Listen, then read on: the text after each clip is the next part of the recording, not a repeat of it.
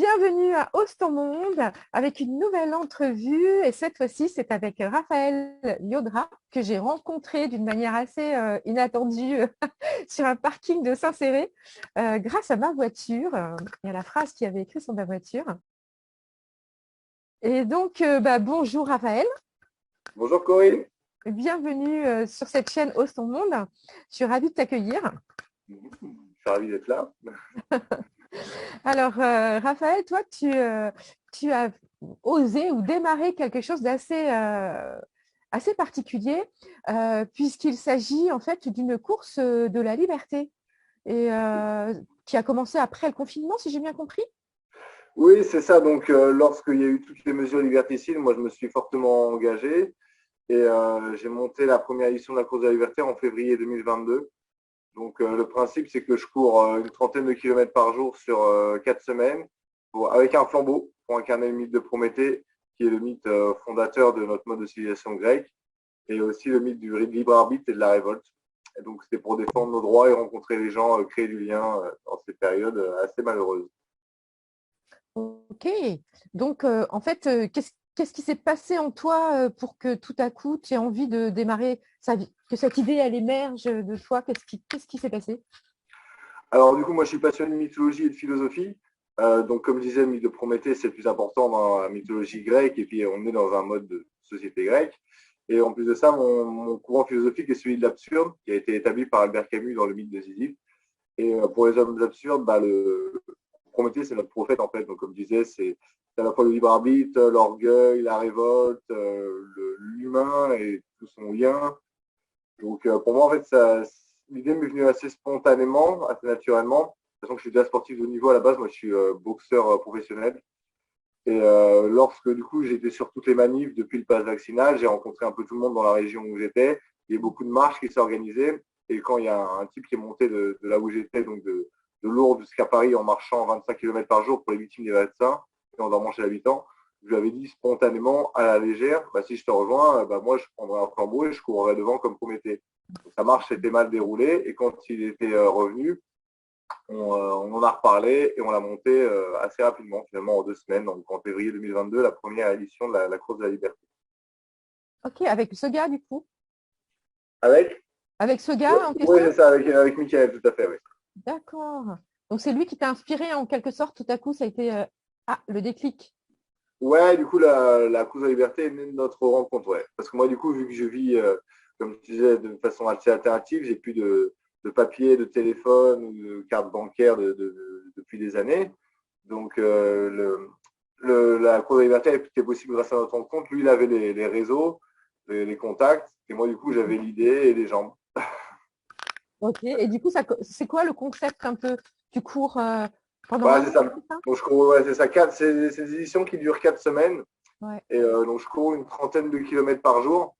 Et avec ce flambeau, du coup, vraiment, c'est le mythe qui est célébré à l'ouverture des Jeux Olympiques. C'est plus ou moins la même chose. Donc, c'est ça pour célébrer la vie à travers, du coup, cette course. Et puis, on va rencontrer l'habitant, on va dormir chez les gens le soir. Donc, c'est une grande famille qui se tisse depuis la première édition. Là, je viens de terminer ma 5e samedi dernier. Et j'ai plein de gens et de foyers qui m'ont adopté partout en France depuis. Waouh. Et tu as fait plusieurs régions, du coup? C'est ça. Donc, la première édition, on est parti des Hautes-Pyrénées, on est monté à Paris en passant par Clermont-Ferrand et l'Auvergne. La deuxième édition, j'ai fait le Tour de Corse. La troisième, le Tour de Bretagne, où je suis actuellement. La quatrième, j'ai fait tout l'Est, de Gap jusqu'à Strasbourg en traversant les Alpes, le Jura et les Vosges. Et la cinquième, là, je viens de faire le sud, la méridionale, en partant des Pyrénées-Orientales à la frontière espagnole, en traversant les Cévennes, le Luberon, le Verdon, la Côte d'Azur et finir à Marseille. Waouh. Et dis donc, c'est quoi l'objectif derrière tout ça, clairement? Donc, le premier objectif, c'était vraiment une révolte. C'était en réaction à tout ce qu'on subissait pour défendre nos droits et s'opposer à toutes ces mesures. Aujourd'hui, les motivations, elles ont évolué, vu qu'on est dans une période de détente. Mais les gens ont prouvé que ça leur faisait du bien, en fait, de se rencontrer à travers les courses, sur les arrivées, dans les lieux d'animation qu'on propose, sur les rencontres. Et même nous, du coup, ça crée du lien, que je reste en contact avec ces gens entre les courses après, ou alors ils participent même aux courses suivantes. Donc c'est vraiment une grande famille, comme je disais, qui est en train de se fonder.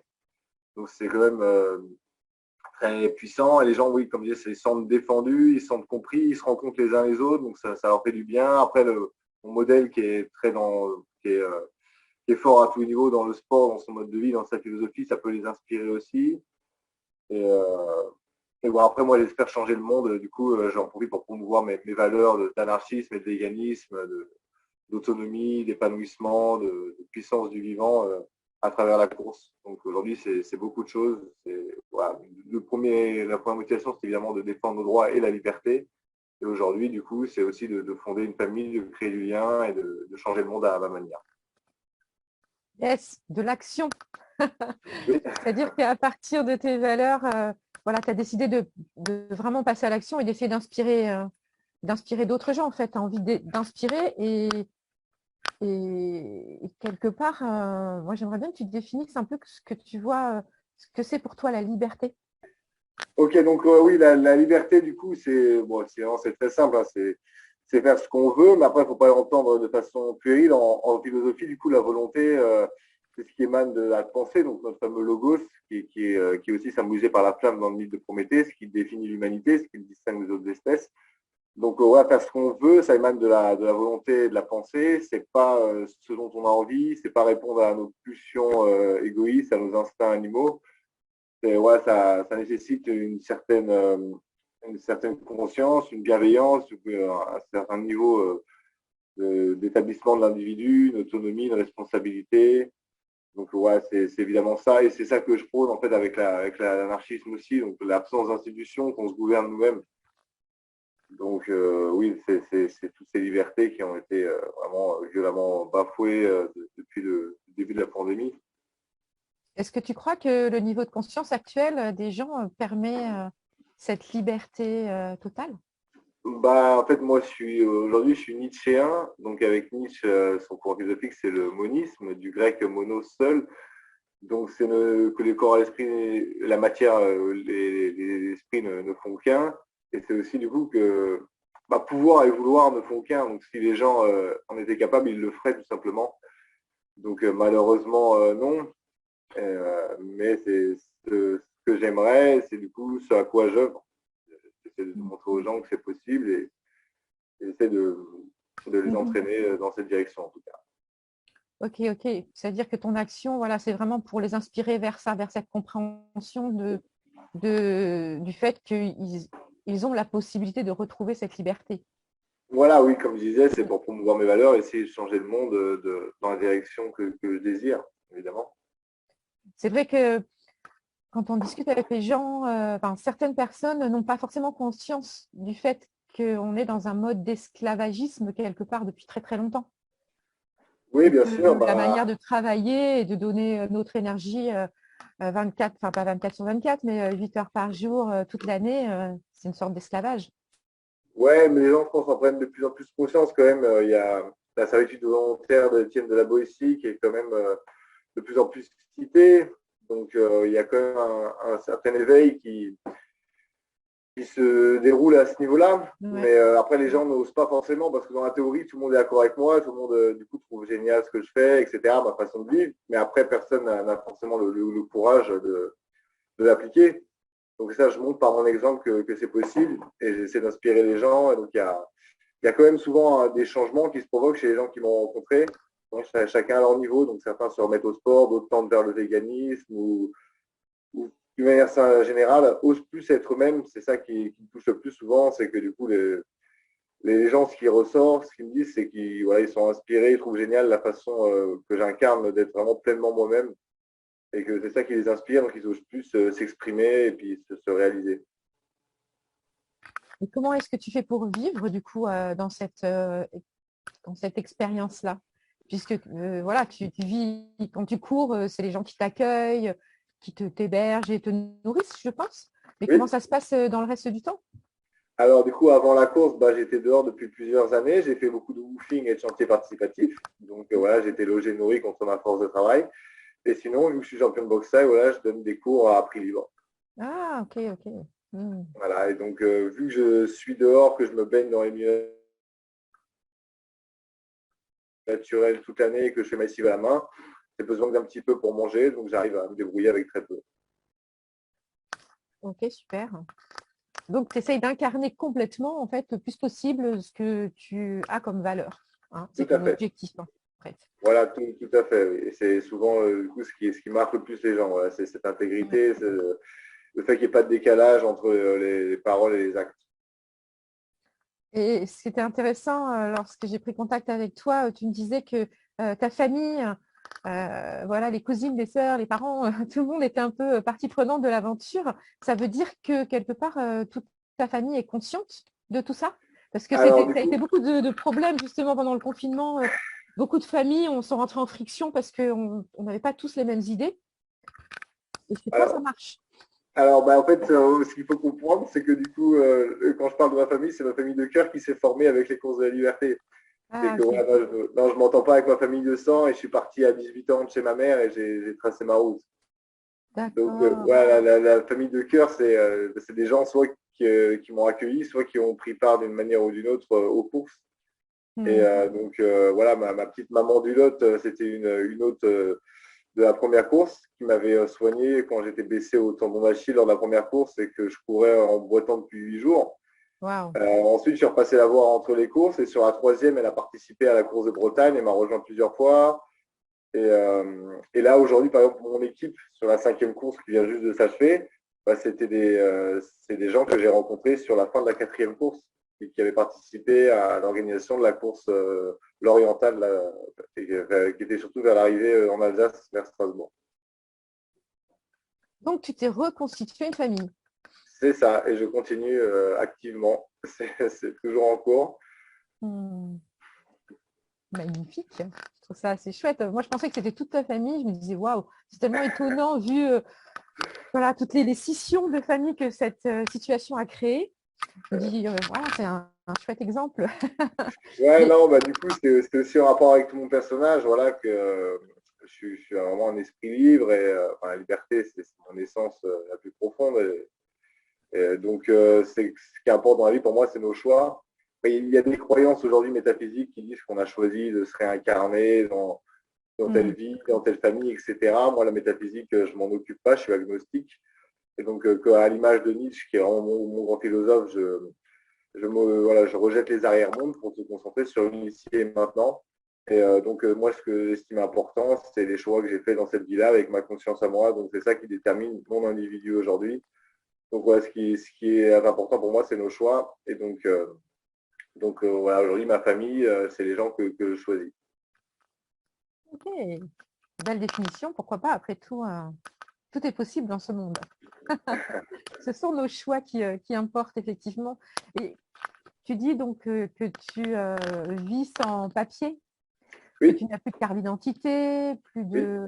J'imagine que tu n'as pas de permis de conduire. Non, j'en ai jamais eu. J'ai jamais passé mon permis ni mon bac. Je me suis toujours senti très étranger à ce monde.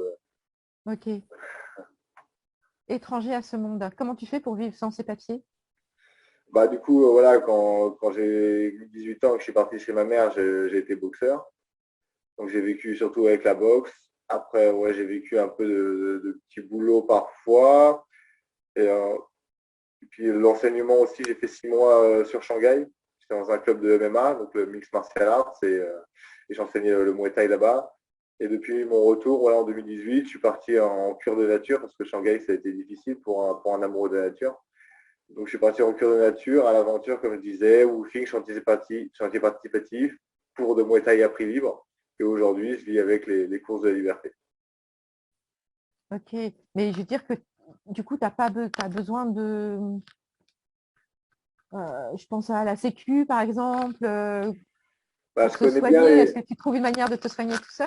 Voilà, c'est ça, je connais bien les principes du vivant. Donc moi, je suis vegan, c'est très important le véganisme pour moi.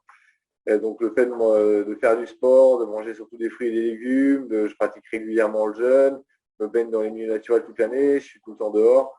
Donc en fait, toute cette hygiène de vie me procure une très très forte santé. Mhm. Et il a beau m'arriver parfois des pépins assez sérieux, bah, j'arrive à les résoudre tout seul, donc généralement par le repos et le jeûne. Quand tu connais le vivant, tu vois que ses règles sont très bien faites. et pas du tout hasardeuses. Donc, en fait, quand tu les maîtrises, après, tu es ton propre médecin, tu arrives à faire face à peu près à tout. Et en fait, tu dis bien que quelque part, cette liberté à laquelle tu aspires et voilà, à laquelle tu veux inspirer beaucoup de gens, elle implique une certaine autonomie de Tout soi, à fait. une capacité à être responsable totalement de sa vie dans tous les domaines. Bien sûr, donc comme je répète aussi, elle a un prix. Donc si Mm. c'est possible pour moi, c'est parce que du coup, enfin, ça demande des efforts, ça demande des risques. C'est parce que voilà, je suis beaucoup dehors, que je me baigne dans les milieux naturels, que je fais ma lessive à la main, et aussi que je suis prêt à me battre et à me défendre pour la préserver, cette liberté.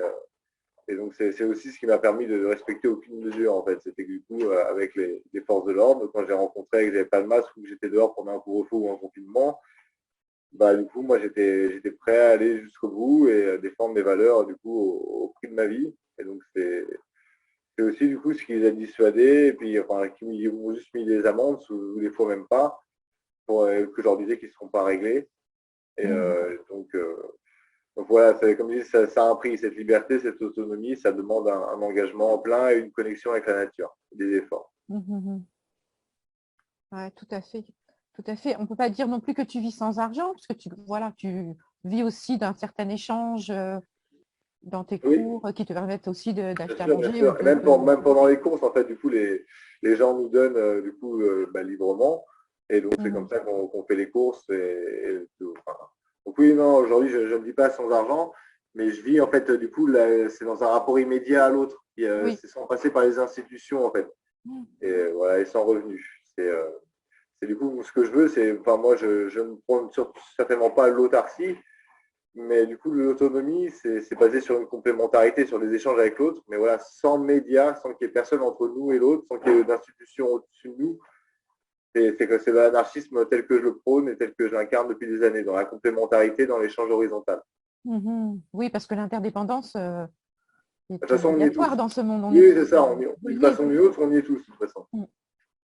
Et c'est important parce qu'on a tous des connaissances, des savoirs, des compétences qui sont utiles, qui peuvent être utiles aux autres. On est tous uniques, donc Bien sûr, bien sûr. Et puis, ensemble. pour moi, du coup, ça n'a pas d'intérêt de vivre en Ouais. ermite, isolé dans mon coin. Donc, bien sûr, Mhm. ce qui est intéressant, c'est la relation à l'autre et c'est l'échange, le partage.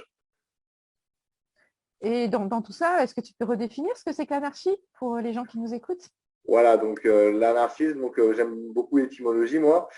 Arché en grec, ça veut dire premier. Donc l'anarchie, c'est l'absence de primauté. Voilà. Personne n'est premier, personne n'est au-dessus de l'autre, personne n'impose rien à l'autre, et c'est certainement pas le désordre ou le chaos. Ça, il y a un terme grec qui le définit, c'est l'anomie. Donc l'anarchisme, voilà, tel que je le propose, c'est cette complémentarité dont on parle, ces échanges horizontaux, donc égalitaires, voilà, sans que Mhm. personne soit au-dessus de l'autre, sans que personne n'impose rien à l'autre, sans qu'il y ait d'institution, voilà, qu'on se gouverne nous-mêmes. Belle définition. Ça donne envie. Peut-être que ça va oui, réhabiliter certains avec ce terme et ce concept. Ouais, j'espère. Et toi, tu veux vivre comme ça, voilà, tu vois une suite ou pour l'instant, juste tu vis l'instant présent comme c'est et puis tu verras bien ce qui se présente après ou... Ouais, c'est plutôt ça. Ouais. C'est Hmm. vraiment que voilà, donc je suis un homme absurde comme Camus le définit.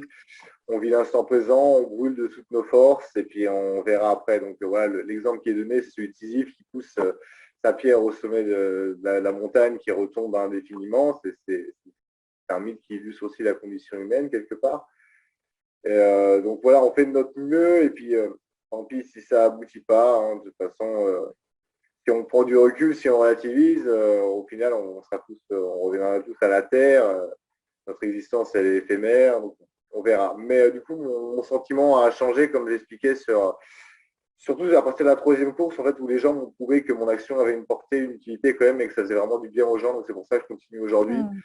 Les gens m'ont montré quand même que du coup, ma poussée de pierre quand même déblayer des voies et peut-être même commencer à bâtir des petits édifices. Donc aujourd'hui quand même je sens que mon action a une portée à une certaine échelle bien évidemment. Donc voilà, je fais de mon mieux. Après les résultats vraiment si ça va aboutir à quelque chose de plus grand ou plus large, j'en sais rien. Ouais. Mais voilà, je vis vraiment l'instant présent et je fais de mon mieux et puis on verra. En tout cas, ça fait toujours des vagues, puisque tout ce qu'on fait crée une certaine vibration et puis ça se propage. Bien sûr, bien sûr. Et puis Voilà. comme je disais, il y a aussi des résultats palpables. Vraiment, les gens que je rencontre, enfin, ils me le disent, et même je le vois dès que je les rencontre de nouveau, que ça provoque des changements chez eux dans leur vie. Tout à fait, ça touche les gens. Et toi, du coup, comment ça te nourrit tout ça? Bah, tout ça, ça me comble évidemment. Donc, je répète souvent que le premier besoin dans l'existence, pour moi, au-delà des besoins physiologiques, c'est le besoin de sens. Et donc voilà, donc là, ma vie, elle a tout son sens à travers la course de la liberté. Donc, je peux vraiment exprimer qui je suis pleinement. Donc, à la fois le côté intellectuel et le côté sportif avec mes valeurs. Et enfin, voilà quoi. Et puis, brûler, je suis un passionné. Moi, je suis un champion, donc j'ai besoin de me stimuler, de me donner à fond. Et oui, toutes ces rencontres, cette famille qui se crée. En plus de ça, moi, je suis un amoureux de la nature. Et même pas que de la nature, je pense que l'homme a sa place dans ce monde, qui est capable du meilleur comme du pire. Mais du coup, à travers la course de la liberté, on voit de très beaux édifices, de très beaux villages, de très belles villes. Donc voilà, il y a ce côté voyage, ce côté exploration, ce côté découverte qui est magnifique et qui me plaît beaucoup. Donc il y a la rencontre avec les gens, c'est très touchant. Les gens qui ne nous connaissent pas, qui nous ouvrent leurs portes, qui nous ouvrent leur vie, leur cœur. On rencontre les familles, etc. Donc enfin, et c'est souvent des rencontres spontanées. Il y a, des fois, on n'a pas d'autres du coup qui se sont manifestés. C'est des gens qu'on peut rencontrer soit sur la place dans les arrivées, soit dans les magasins bio dès qu'on fait nos courses, soit on appelle des gîtes ou des trucs comme ça. Et puis là, on en a eu une qui était très, très touchante.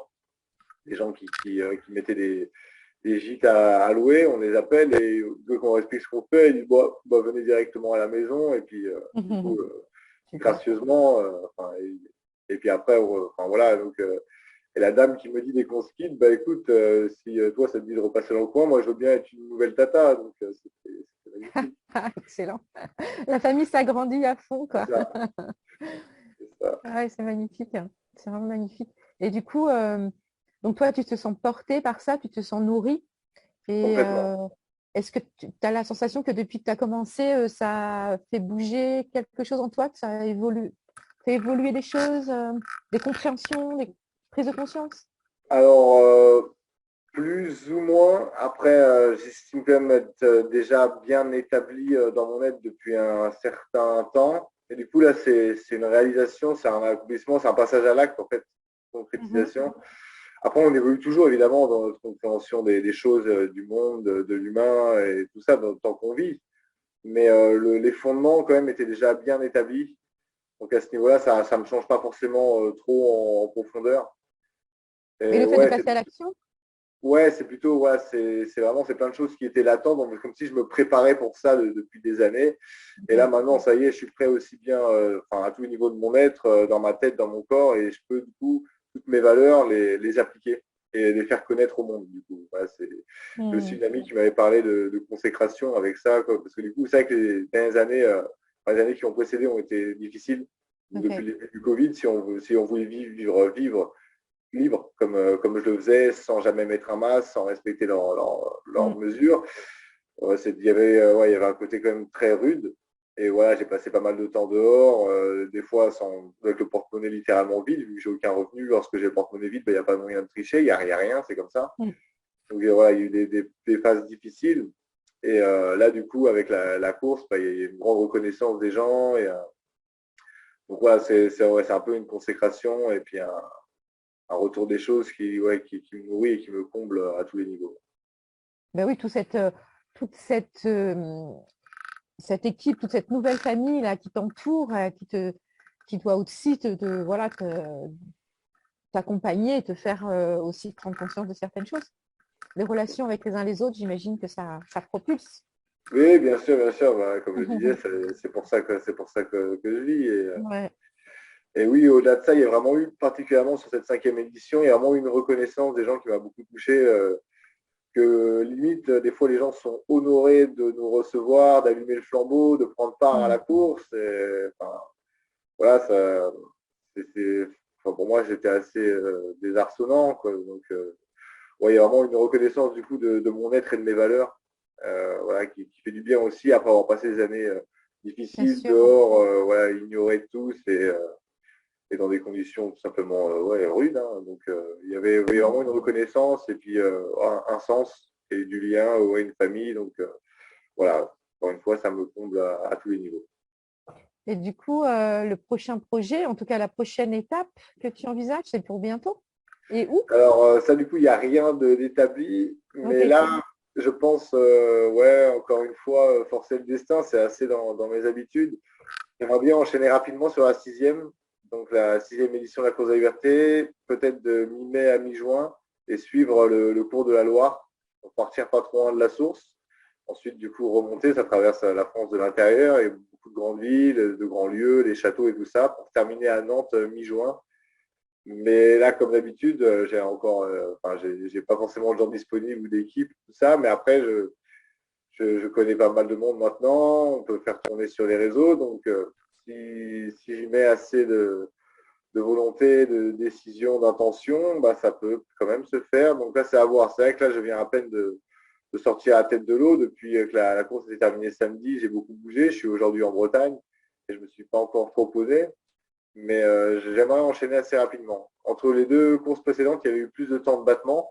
À la fin de la quatrième qui s'est achevée à Strasbourg, du coup, en décembre, j'avais été assez sérieusement blessé.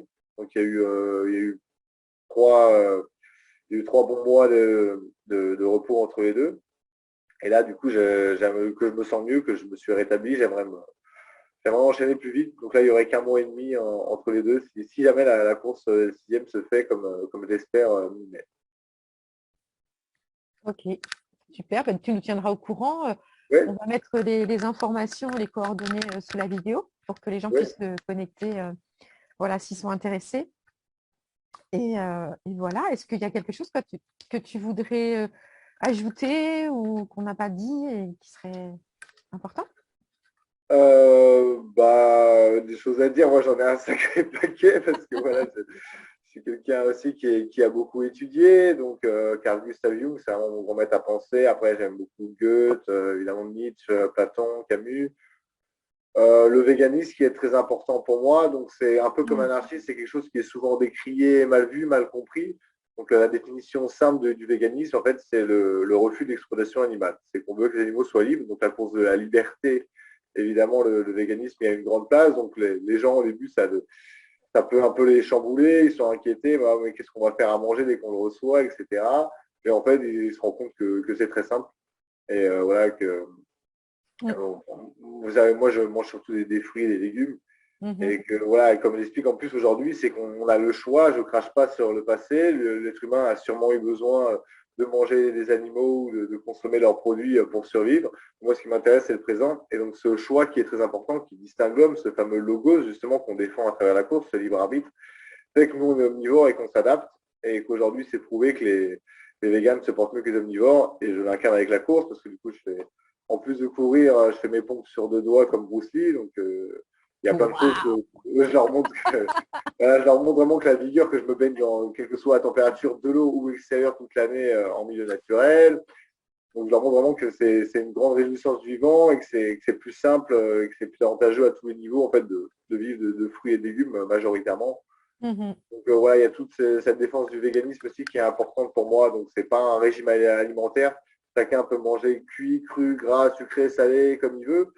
Mais le truc, c'est juste de minimiser son impact et de respecter la vie au maximum. Donc Mm. aujourd'hui, on n'a plus besoin de consommer des produits animaux. Donc tout ce que le véganisme veut et prône, c'est qu'on leur foute la paix, qu'on les laisse libres et tout ira bien. Oui, superbe. Donc, du coup, c'est vraiment la liberté pour tous, quoi. Pas que les C'est humains, ça. pour tous les êtres Ouais, qui existent. Mm. c'est ça. Magnifique. Il n'y a pas d'animaux qui courent avec toi? Les chiens de temps en temps? Non, et après, ouais, moi, je vais même au-delà de ça, je suis pas pour la domesticité, en fait. Donc, voilà. Si on change notre rapport au monde, moi, je pense qu'on peut créer un Éden ici-bas, sur Terre. C'est ça aussi le Mhm. monisme de Nietzsche. C'est que le paradis comme l'enfer, je pense que chacun le rencontre à des moments de son existence. C'est que ça se passe bien ici-bas. Et du coup, qu'on peut créer l'Éden ici si on change notre relation à l'animal, qu'on arrête de le chasser, de le maltraiter, de détruire son environnement ou de le domestiquer. Bah, il peut très vite se créer du coup des relations spontanées et d'amour avec les animaux qui ne nous craindront pas, qui pourront venir à notre contact librement. Donc dans ces cas-là, peut-être que certains pourront avec moi, mais là aujourd'hui, ce n'est pas encore le cas. Ouais. Bon, à voir la suite des événements. En tout cas, c'est une belle vision, un bel idéal de vie, en tout cas qui me parle. Et je te remercie beaucoup d'avoir accepté cette entrevue, ce moment. C'était un moment très riche et j'espère bien à un moment donné rejoindre cette course, pourquoi pas, Bah, quand tu veux, Corinne, de comme je disais, venir courir un peu. ouais, sur la sixième, là, je ne suis pas sûr d'avoir une équipe encore, donc tout le monde est bienvenu. Donc voilà aussi, si tu peux relayer au maximum les Ouais. informations, c'est un très grand plaisir. Et évidemment, du coup, c'est moi qui te remercie. Le plaisir est pour moi, du coup, de pouvoir m'exprimer, de faire connaître mes valeurs et que tu puisses les promouvoir. Voilà, c'est toujours une grande chance. Donc, voilà, merci à toi. Ben, merci d'oser et d'agir en conséquence de tes valeurs. Je trouve que c'est magnifique. Donc, bonne course, Raphaël. Que la Yes, merci liberté, Corinne. voilà, À continue son bientôt. chemin à travers ton flambeau Yes. et bonne route. Merci, à bientôt. Ciao.